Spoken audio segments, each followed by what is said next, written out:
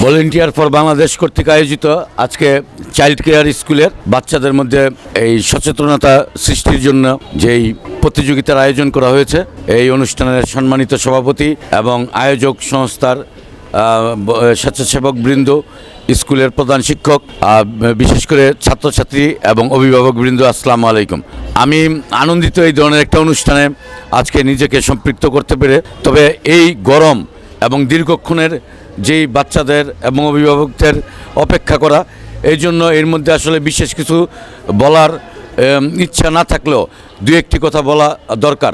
এর মধ্যে একটি কথা হচ্ছে যে আমাদের পরিবেশ রক্ষার ক্ষেত্রে কিন্তু আমরা অনেকে অনেক কথা বলি, কিন্তু আসলে আমরা সেই কথাগুলি বাস্তবায়ন করি না।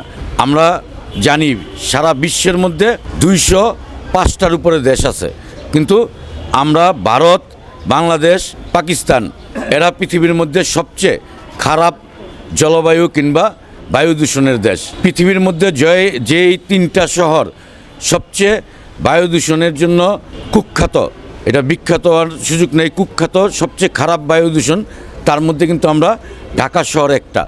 এবং এই ঢাকা শহর বলতে শুধু ঢাকা শহরের তো মতিঝিল না, এই ঢাকার বৃহত্তর ঢাকার মধ্যে আমরাও আছি, আমরাও এই দূষণের শিকার। আর এই দূষণের শিকার কিভাবে?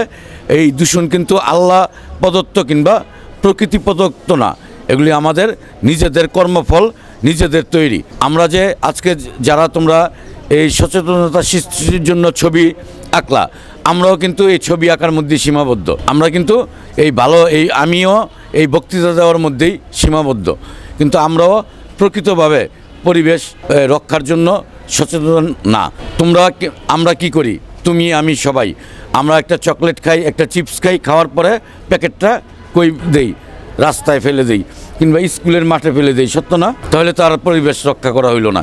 এইরকম 10টা, 20টা, 30টা চিপসের প্যাকেট মিললেই কিন্তু পরিবেশটা নষ্ট হয়। তো অতএব আজকে থেকে এই অনুষ্ঠানে থেকে শপথ গ্রহণ করতে হবে সবাই হাত তুলা, যে আমরা এই রাস্তাঘাটে এই চিপসের প্যাকেট ফেলবো না।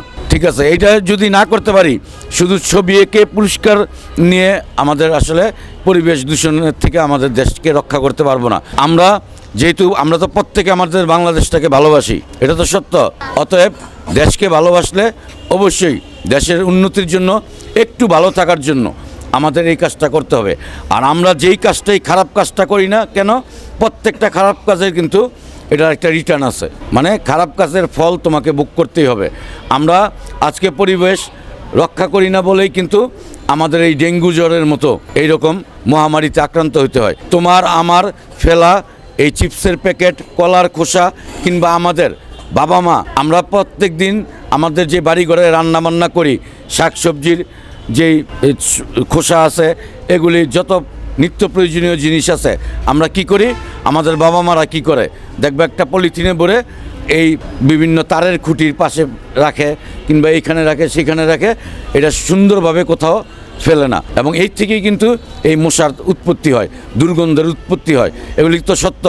আজকে থেকে বাপ মাকে গিয়ে বলতে হবে যে আমরা এই ধরনের ট্রেনিং নিয়েছি, আমরা ছবি এঁকেছি, আমাদের এই ছবি যেন মিথ্যা না হয়, আমাদের শপথ যেন রক্ষা করতে পারি। তোমরাও আজ থেকে বাড়িঘরের যে গৃহস্থালী আবর্জনা, এটা একটা নির্দিষ্ট স্থানে ফেলতে হবে। আচ্ছা, প্রথমেই বলো তোমাদের কেমন লাগলো আজকের আয়োজনটি? আচ্ছা, তোমাদের এই ভালো লাগা বলাটাই আমাদের ভালো লাগা সৃষ্টি করে। আমরা এই ভালো লাগার জন্য এখানে আসছি। মূলত হচ্ছে আমাদের এই ভলেন্টিয়ার ফর বাংলাদেশ নারায়ণগঞ্জ জেলার উদ্যোগে আজকের এই আয়োজন। আর এই আয়োজনটি তোমাদের মাধ্যমেই শুরু। আমাদের নারায়ণগঞ্জ ডিস্ট্রিক্টে অন্যান্য স্কুলেও আমরা পরবর্তীতে করব বা অন্যান্য বাচ্চাদের নিয়েও করব, বাট তোমরা এটা শুরু। তো আজকের এই আয়োজনে আমি তোমাদেরকে সাথে বেশি কথা বলবো না। এই জায়গায় গরমের মধ্যে অনেকক্ষণ ধরে তোমরা এই প্রতিযোগিতায় অংশগ্রহণ করেছো এবং আমাদের বৃক্ষরোপণ কার্যক্রম পরিচালনা হয়েছে, সেখানেও অংশগ্রহণ করেছো। সকলকে আমি ধন্যবাদ ও কৃতজ্ঞতা প্রকাশ করতেছি, স্টুডেন্ট যারা আছে, অভিভাবক যারা আছে, সকাল থেকে এত কষ্ট করার জন্য। সেই সাথে ভলেন্টিয়ার ফর বাংলাদেশ নারায়ণগঞ্জ জেলার কর্তৃক যে সদস্যরা আজকে এখানে উপস্থিত হয়েছেন সকলকে আমি ধন্যবাদ জানাচ্ছি।